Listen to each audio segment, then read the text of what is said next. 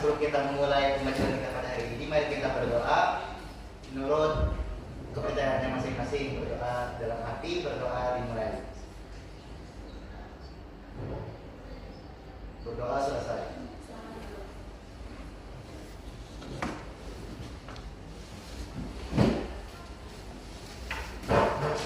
Baik, bagaimana kabar kalian hari ini?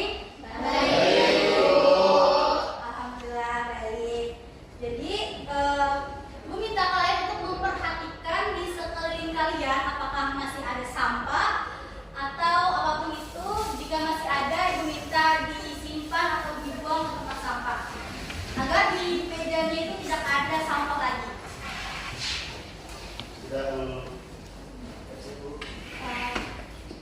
Ketua kelas, apakah hari ini ada yang tidak berhadir? Mantap semua, Bu. Hadir. Alhamdulillah. Ibu minta kalian untuk menyiapkan alat tulis dan buku paket di meja.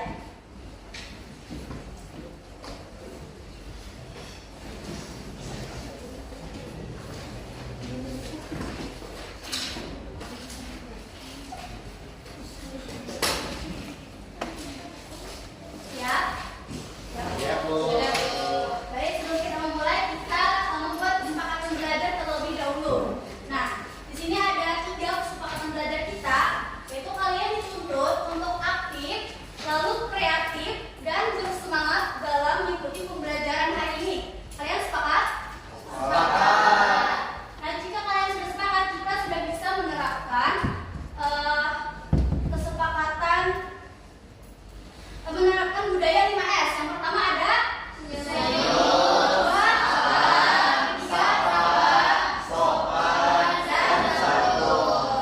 kasih. Nah, sebelumnya kita sudah mempelajari mengenai materi ini. Nah, di antara kalian apakah ada yang masih ingat mengenai materi kita minggu lalu? Silakan ya. Izin menjawab, Bu. Jadi materi kita minggu yang lalu adalah teks laporan hasil observasi. Terus kemarin juga itu sudah menjelaskan tentang ciri-ciri laporan hasil observasi dan struktur teks laporan hasil observasi. Baik, terima kasih Maya. Beri tepuk tangan untuk temannya. Jadi minggu lalu kita sudah mempelajari mengenai teks laporan hasil observasi. Lalu ada ciri-ciri teks laporan hasil observasi dan juga ada struktur teks laporan hasil observasi. Jadi pertemuan hari ini kita akan membahas materi selanjutnya, yaitu kaidah kebahasaan teks laporan hasil observasi. Sebelumnya kita capai pembelajaran kita pada hari ini. Yang pertama, peserta didik memiliki kemampuan berbahasa untuk berkomunikasi dan bernalar sesuai dengan tujuan, konteks sosial, akademis, dan dunia kerja.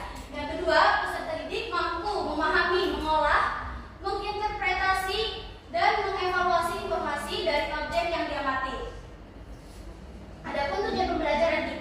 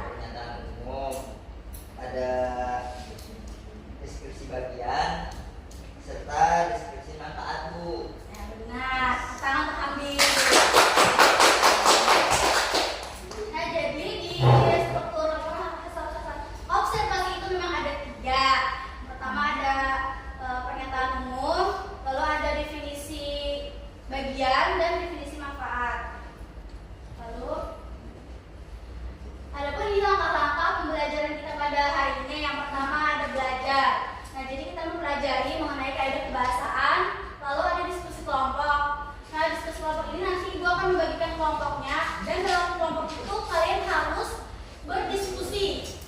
Nah, setelah mendiskusikan mengenai topik yang telah ibu berikan, lalu kalian belajar untuk menulis laporan hasil observasi tersebut.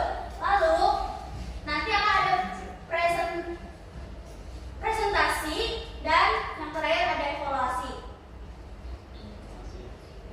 Nah, langsung saja kita masuk ke topik pembahasan kita, yaitu kaidah kebahasaan. Jadi dalam kaidah kebahasaan menulis laporan hasil observasi ini biasanya ada dua jenis kata yang biasa digunakan. Pertama ada kata verba dan kata nomina. Kata verba itu merupakan kata kerja dan nomina itu merupakan kata benda. Jadi di sini apakah ada yang tahu bagaimana kata verba itu? Saya, Bu. Silakan Maria. Jadi kata verba itu merupakan golongan kata yang menjelaskan suatu tindakan atau proses kejadian.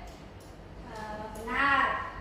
Jadi kata verba itu adalah kata yang di dalamnya itu terdapat proses, ya kan? Proses tindakan ya, seperti itu. Nah, yang lalu apakah ada yang tahu juga mengenai teks nomina atau teks jenis kata ini atau benda ini? Jadi tahu Bu, jadi tahu Bu. Jadi kata Jadi tahu Bu. Kata benda Bu, nomina Bu. Ya, sudah. Nah, di sini ada contoh kata verba dan kata nomina. Nah, jika nanti kalian ingin membuat sebuah laporan hasil observasi, itu kalian bisa menggunakan kata mengamati, mencatat, menilai, menganalisis, menjelaskan, dan menyimpulkan. Nah, contohnya saja, pada hari ini kita akan mengamati lingkungan sekitar sekolah. Nah, di situ kan dapat kita lihat bahwa kata kerja dalam kalimat itu terlihat pada kata mengamati. Itu kan berarti sesuatu yang kita kerjakan, kan, ada proses di dalam situ. Selanjutnya ada kata nomina. Nah, kata nomina itu adalah kata yang menyatakan segala sesuatu yang dibendakan. Misalkan, saya membeli buku baru di toko buku. Nah, dari contoh itu, kira-kira kata nominanya terdapat pada kata apa? Buku. Mengapa buku itu kata nomina? Benda, buku itu objek. Nah, karena buku itu kata benda dan dia tidak hidup, ya, tidak ada proses di dalam situ.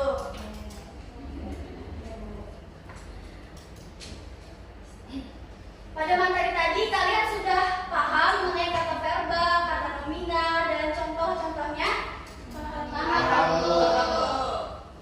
Baik, terima kasih. Selanjutnya menggunakan kalimat definisi dan kalimat deskripsi. Nah, di sini kalian apakah sudah mengetahui bagaimana kalimat definisi itu dan bagaimana kalimat deskripsi? Ada yang tahu? Belum. Bu belum ngajarin Bu. Ya.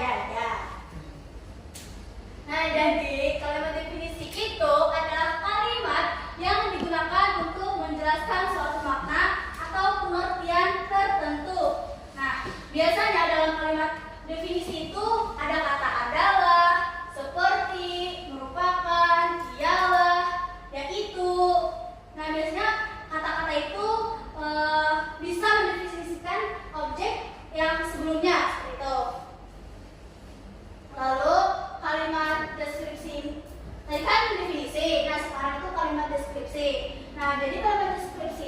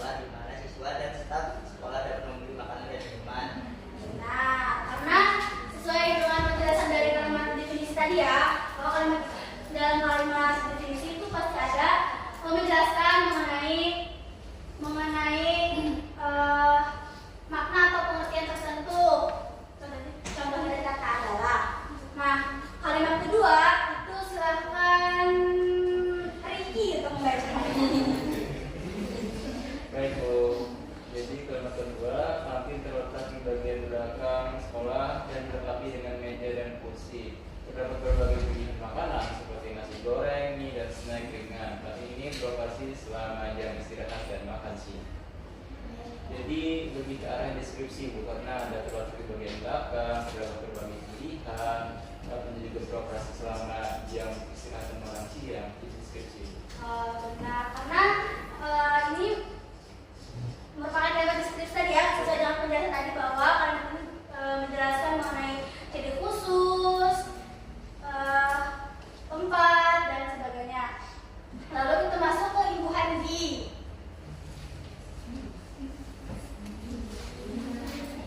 Ibu Handi ini terdapat dalam Ibu Handi ini terdapat ada kata depan dan kata kerja pasif dan kata kerja aktif. Nah, kata kerja pasif akan terjadi ketika kata depan di bertemu dengan kata kerja aktif. Nah, ini adalah contoh kata kerja pasif yang menunjukkan subjek kalimat bukan tindakan atau peristiwa. Yang pertama, contohnya, buku tersebut sudah dibaca oleh banyak orang. Nah, dalam kalimat itu, menurut kalian, yang mana merupakan kalimat kata kerja pasif? Yang mana? Pada kata apa?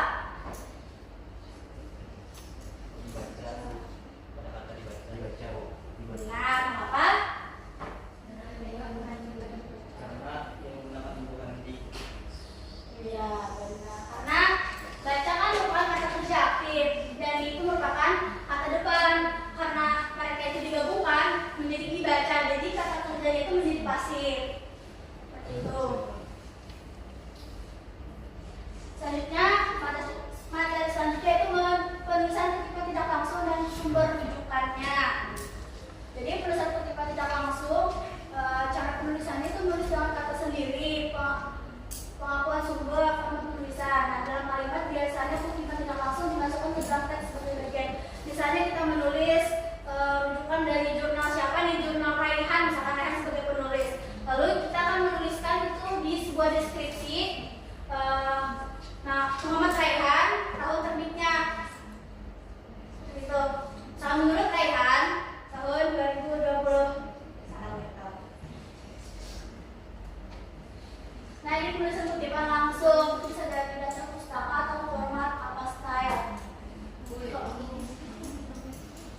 Apa ini? Oh, iya. Mohon maaf ya. Jadi untuk penulisan format apa style itu nama pengarang itu dari akhir.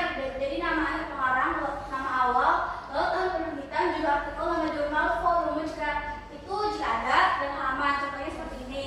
Ada nama, ada terbit, judul, nama jurnal, dan halaman. Nah, selanjutnya kita masuki kelompok. Boleh kelompokan aja Bu. Nanti sistem kelompoknya itu kalian hitung 1, 2, 3 seperti itu ya. Ya, jadi di sini Ibu ada membuat 5 kelompok.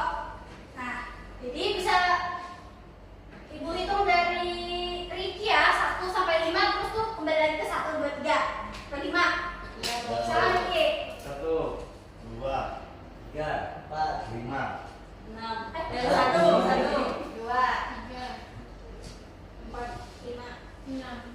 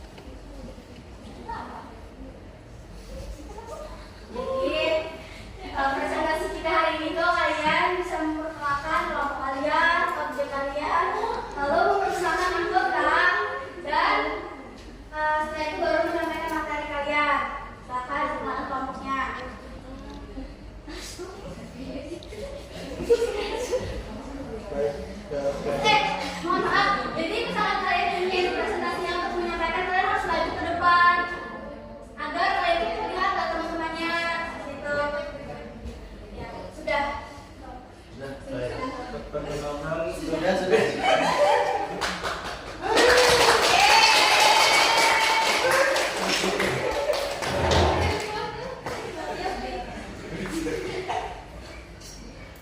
Terus, nah dari materi yang kalian pelajari tadi kan, itu memang kalian beberapa yang maju tadi ya, mengenai struktur penulisan laporan hasil observasi tadi. Nah kalian sudah bisa menulisnya, alhamdulillah sudah bisa mendapatkan struktur, yang apa itu definisi umum, definisi bagian, definisi manfaat juga. Tapi mungkin ibu ingin berkomentar sedikit karena mungkin saat kalian menulis itu memang benar di struktur nih, tapi untuk pengembangannya tuh mungkin kalian masih kurang. Tapi tidak apa-apa, nanti kita belajar lagi ya. Kalian harus semangat belajar lagi nanti di rumah. Baik Ibu. Ya. Baik, Bu.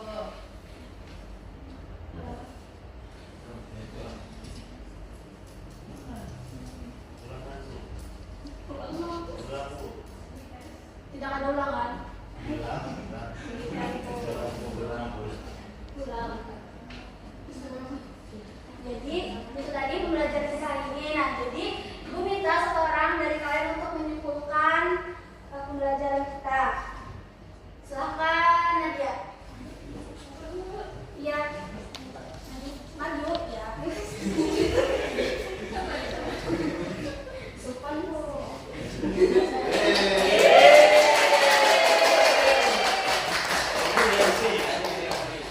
Nah, jadi tadi mengenai materi yang sudah kita bahas ya tentang teks laporan hasil observasi. Jadi minggu lalu pertemuan sebelumnya juga sudah membahas mengenai ciri-ciri, struktur, dan pertemuan ini kita juga membahas mengenai kaidah kebahasaan. Jadi minggu depan kita mungkin akan mempelajari kalian mempresentasi.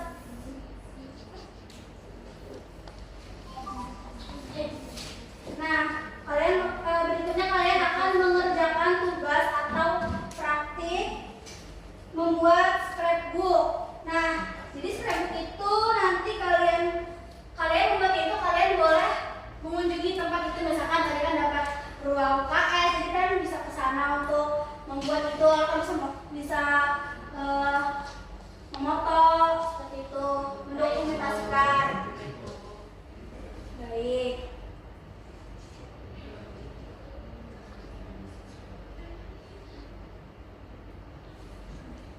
Jadi itu selanjutnya ini ya. Jadi ini ada evaluasi. Jadi kalian bisa menggunakan gaweannya untuk memindai